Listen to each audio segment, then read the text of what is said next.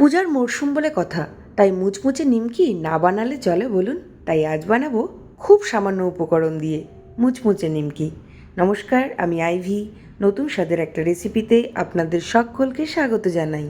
প্রথমে নিয়ে নিলাম 1 কাপ পরিমাণ ময়দা, সাথে 1 চামচ পরিমাণ জোয়ান, স্বাদ অনুযায়ী নুন আর 2 চামচ পরিমাণ রিফাইন্ড অয়েল।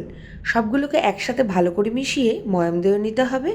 ময়াম দেওয়ার সময় যখন দেখবেন ঠিক এরকম মুটমুট হয়ে যাচ্ছে, তখন এর মধ্যে রুম টেম্পারেচারে রাখা অল্প অল্প করে জল দিয়ে নরম করে একটা ডো তৈরি করে নিতে হবে।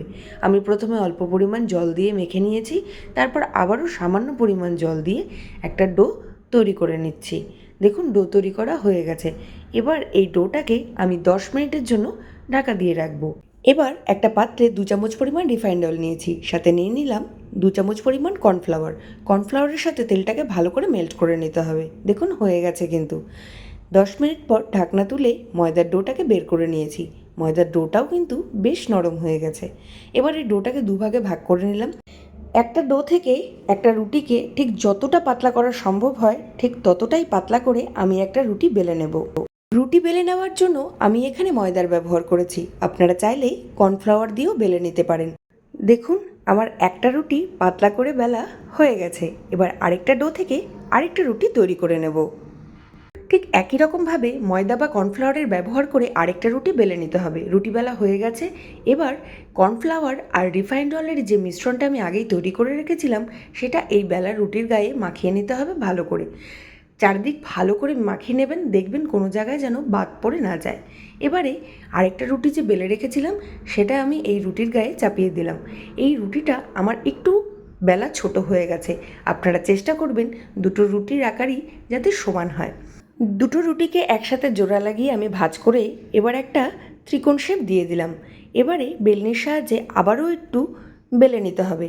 এই সময় কিন্তু ময়দা বা কর্নফ্লাওয়ার কোনোটারই ব্যবহার করবেন না। দেখুন, ত্রিকোণ করে বেলা হয়ে গেছে। এবার আমি একটা কাটারের সাহায্যে এই ত্রিকোণ শেপের রুটিটাকে ঠিক মাঝ বরাবর কেটে সমান ভাগে ভাগ করে নিয়ে চৌকো আকারে ছোট ছোট করে কেটে নেব, যাতে নিমকি ভাজার পর নিমকির ভেতরের লেয়ারগুলো খুব সুন্দরভাবে বোঝা যায় আর দেখতেও ভীষণ ভালো লাগে। দেখুন, সুন্দরভাবে কিন্তু নিমকিগুলো কাটা হয়ে গেছে। এরপর কড়াইতে রিফাইন্ড অয়েল হালকা গরম করে নিয়ে আমি কেটে রাখা নিমকিগুলো দিয়ে দিলাম। নিমকিগুলো ভাজার সময় লক্ষ্য রাখবেন গ্যাসের ফ্লেম যাতে লো টু মিডিয়াম থাকে। হাই ফ্লেমে যদি ভাজতে যান তাহলে নিমকিগুলো কিন্তু একদমই মুচমুচে হবে না আর খেতেও অত ভালো লাগবে না। খুব বেশি সময় নয়, 8 থেকে 10 মিনিটের মধ্যেই এই নিমকিগুলো ভাজা হয়ে গেছে। আমি বাকি নিমকিগুলোও ঠিক একই রকম পদ্ধতিতে ভেজে নেব। আজকের এই রেসিপি যদি আপনাদের ভালো লাগে তাহলে এই রেসিপির স্বাদ ভাগ করে নেবেন চেনা পরিচিত আর প্রিয়জনদের সাথে। ইউটিউব চ্যানেল থেকে দেখে থাকলে চ্যানেলটি সাবস্ক্রাইব করে যাওয়ার অনুরোধ রইল। সবাই খুব ভালো থাকবেন, সুস্থ থাকবেন। দেখা হচ্ছে নতুন রেসিপি নিয়ে। ধন্যবাদ।